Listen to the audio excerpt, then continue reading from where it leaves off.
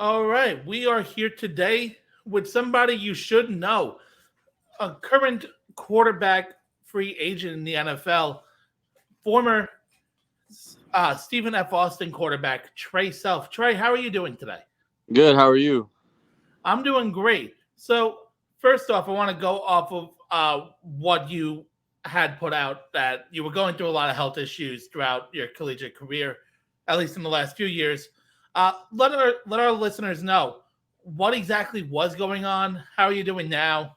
All that stuff.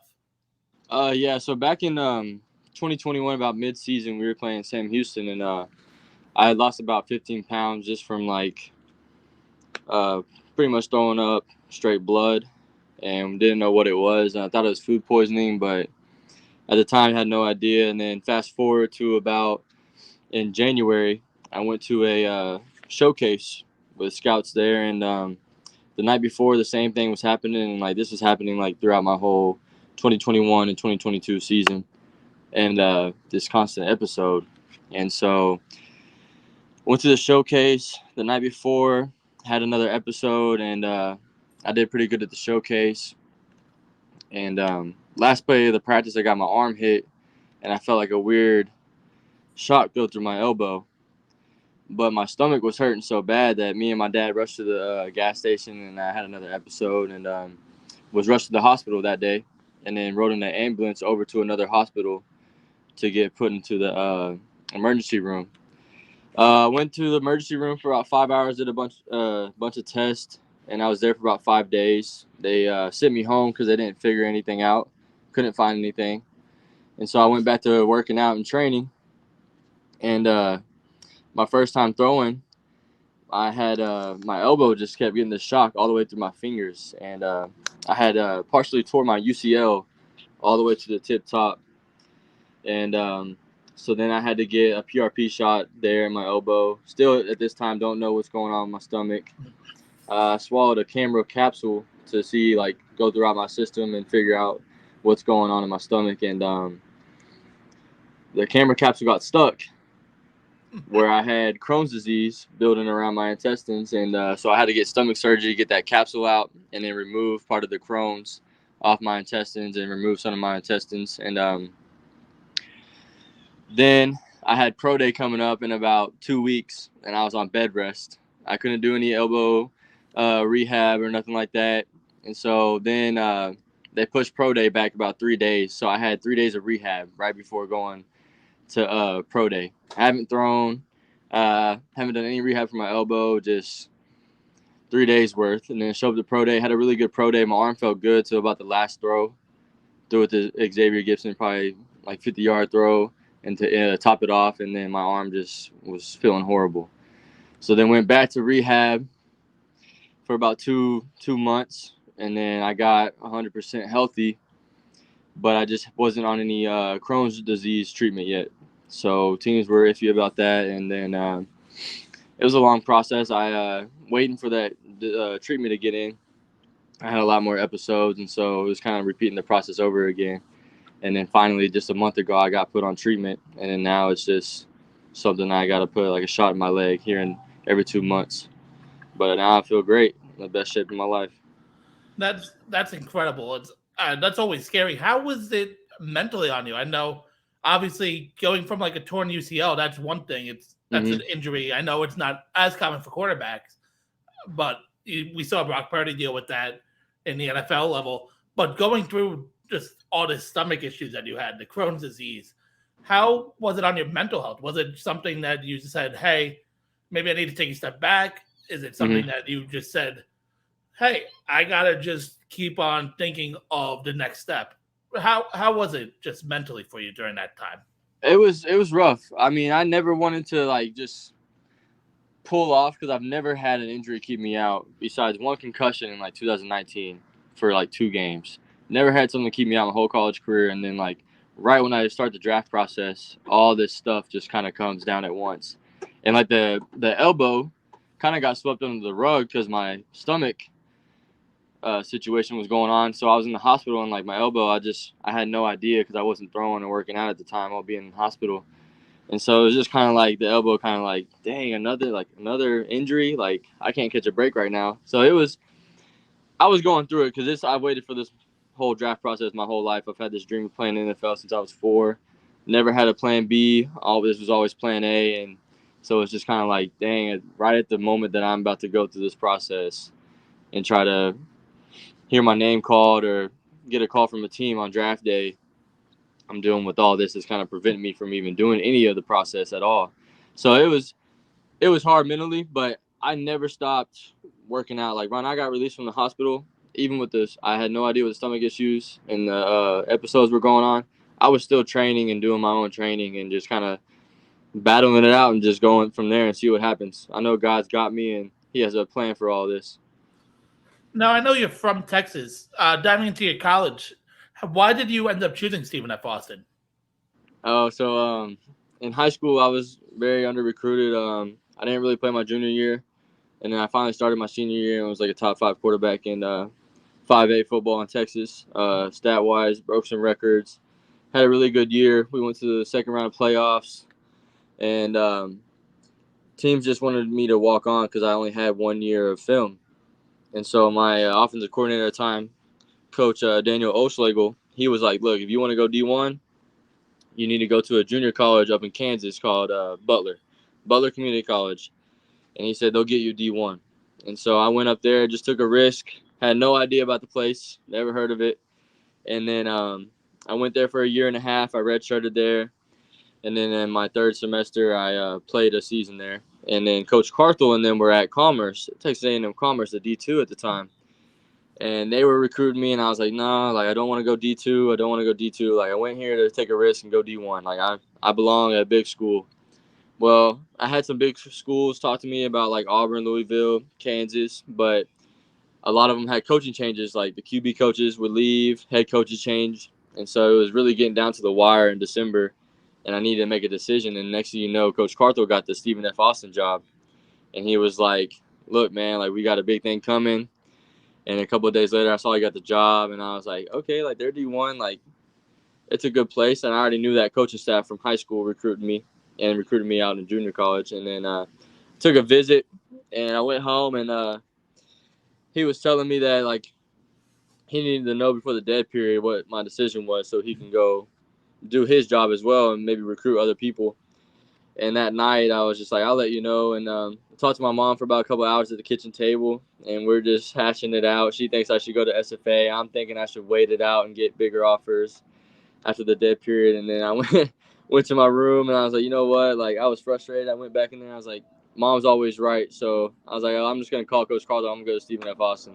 So I called him about close to midnight that night, the night before Christmas, and told him I was going to commit and take a visit and sign. So you were basically just his Christmas gift right there. Oh, yeah. Now, something that a lot of people don't understand is there's a lot of different levels of football. How different was going from high school to the community college in Butler to playing in Stephen F. Austin at a D1 AA school? Like, how different is the experience just playing as a quarterback?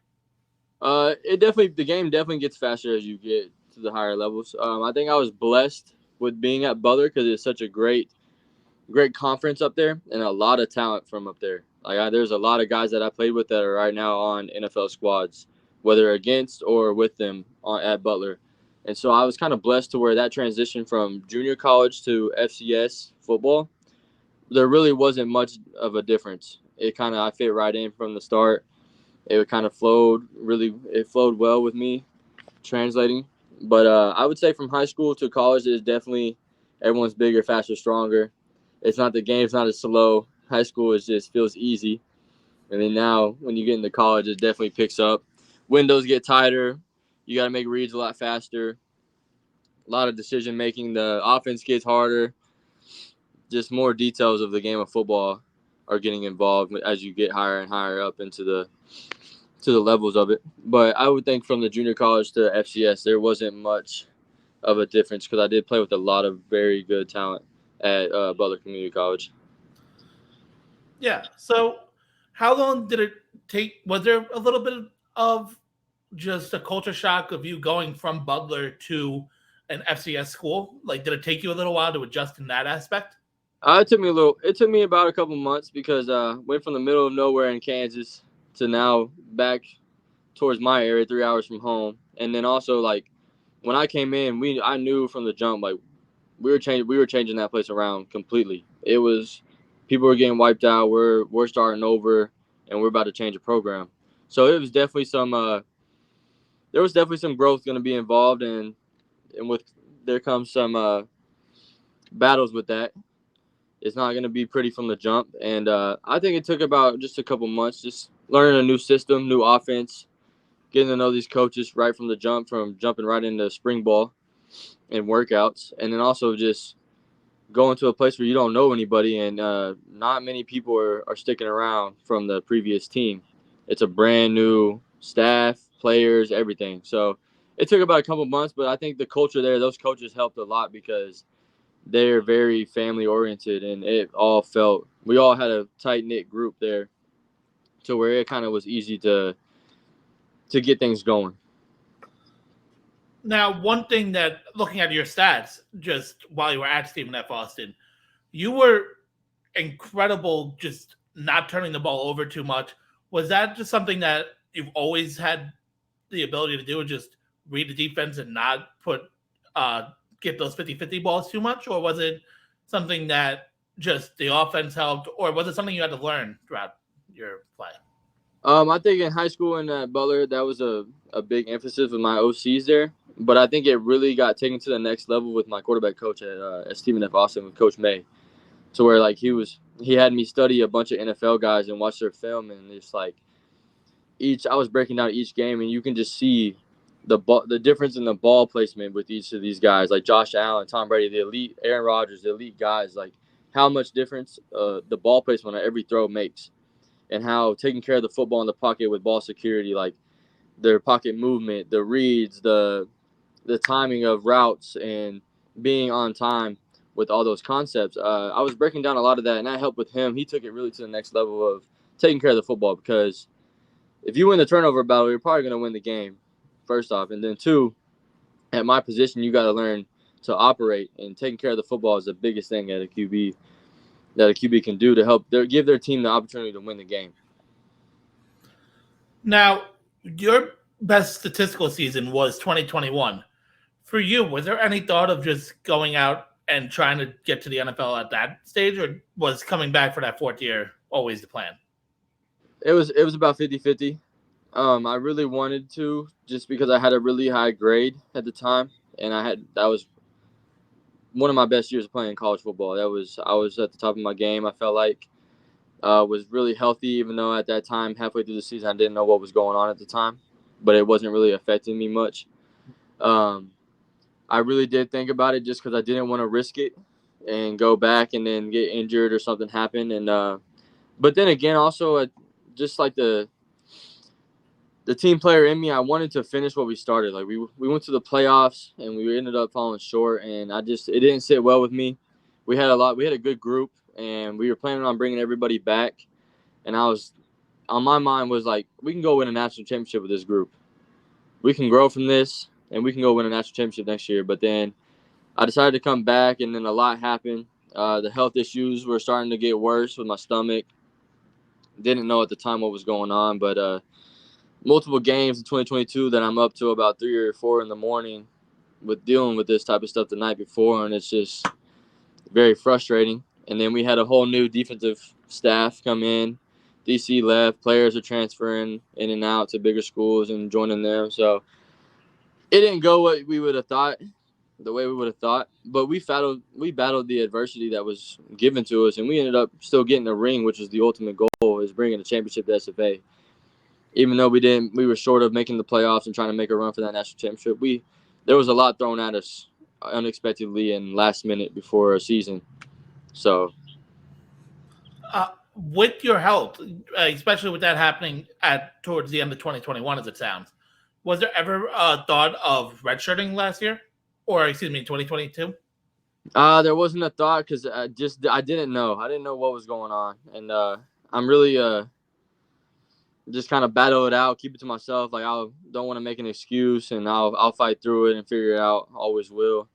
So I didn't think about that because I just at the time just thought it was just like a food poisoning. Like maybe something's really wrong when I get food poisoning or whatever, and it's just straight blood. But no idea what was going on. Just I did feel 2022. I did feel different than 2021. Just really would be out of breath just because I was losing so much blood. I feel like I was a little bit out of shape in a way when I wasn't, but it was just due to the lack of blood being produced in my body and losing. But no, I didn't think about redshirting just because it was so unknown at the time, and we had no idea, couldn't figure out what was going on. Yeah, I mean that makes a lot of sense. So I want to talk about now. You obviously a year removed from college. What are you doing now to stay ready for a potential call for playing a professional football?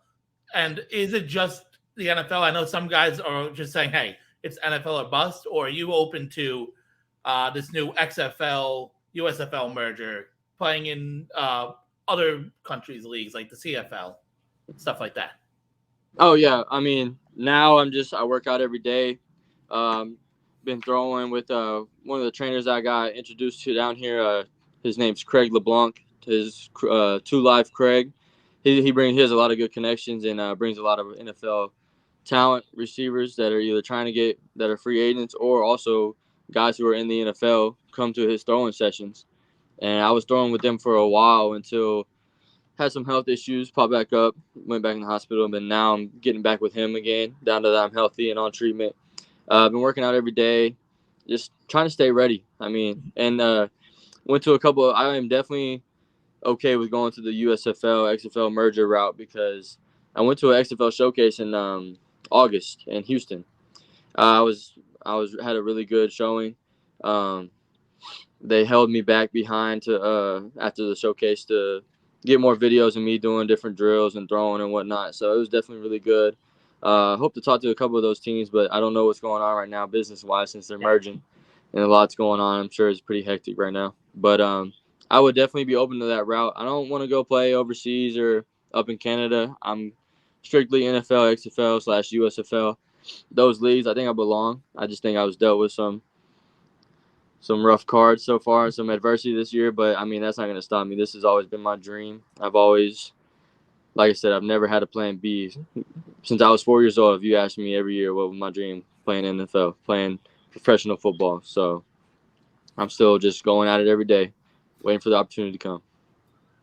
And then when obviously you had your pro day, you had everything. Have you had talks with a team since? And if you have, you don't have to tell you what teams, obviously. Mm-hmm.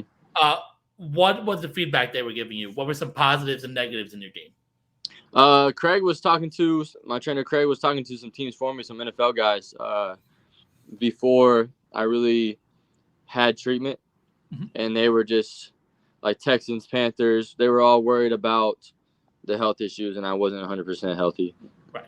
and wasn't on treatment. And I talked to some teams during season, which I don't really can't remember some of the feedback. Just more of like pocket movement. Feel like I got eyes like in the back of my head just because I really move well in the pocket and sense pressure.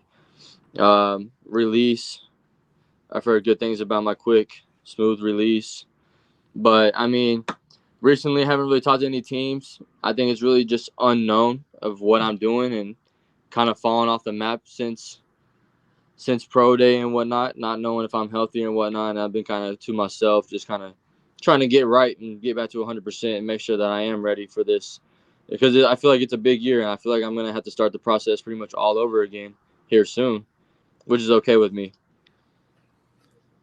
Yeah, I mean, just hearing the way you're talking about this stuff and everything, I feel like obviously some team's going to take a chance. And I mean, looking, you have the numbers to back up, you have the tape.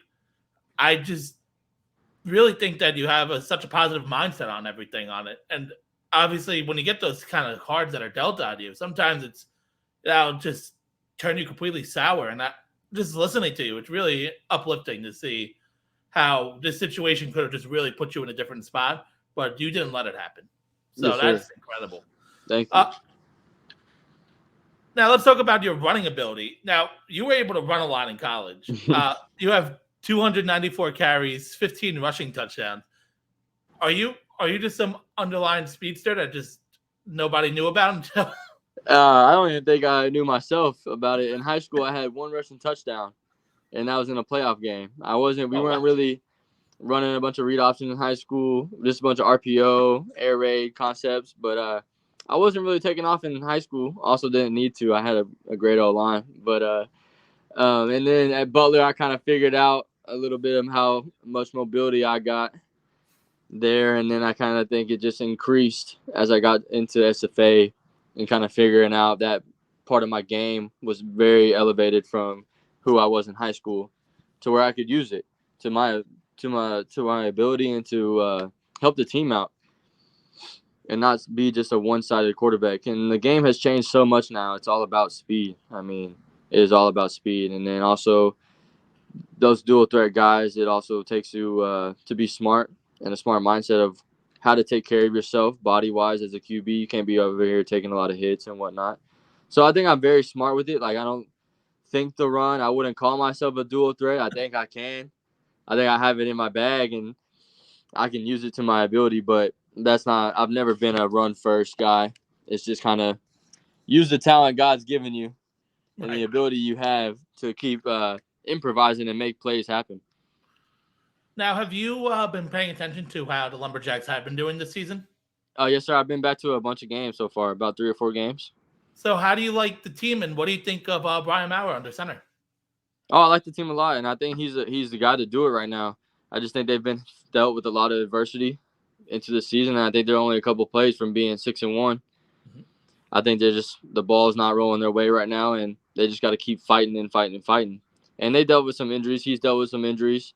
He's battling back from an injury right now, and I think when he gets back from that, they're gonna pick it up and finish how they wanted to start. And then one last question I have for you before we wrap it up: what? How would you sell yourself or describe yourself as a player? Just if you were talking to an NFL team right now, but if they asked who is Trae Self, just the man, the quarterback, what? Just sell me. Just give me a few seconds just to sell yourself.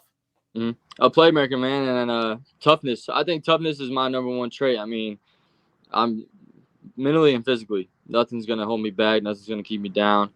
I think my story is showing that right now. That no matter what, I believe I'm gonna get through whatever is thrown at me, whatever adversity is thrown. I've always had much poise, very great poise since high school, dealing with adversity and just kind of handling situations. And a playmaker, man. I mean, when I'm on the field, special things are gonna happen, and I truly believe that. And I think God's blessed me tremendously throughout my career and just giving me the talent to go out there and do what I love. And I'm excited to get back out there. You have no idea. Every time I go back to SFA, I'm itching to be back out on the field. And I just love the game of football, man. I mean, it's been my whole life, and I still want it to be my whole life.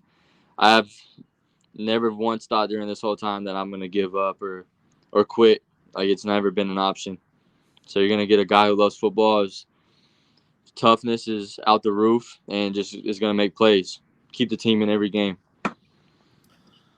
Well, Trey, do you have anything to plug before we end it here? Oh no, I just want to thank God for this whole thing, man, and thank you for doing this and helping me get my story out. No problem. Well, guys, until next time, you can follow Trae Self. Everything's going to be in the description below.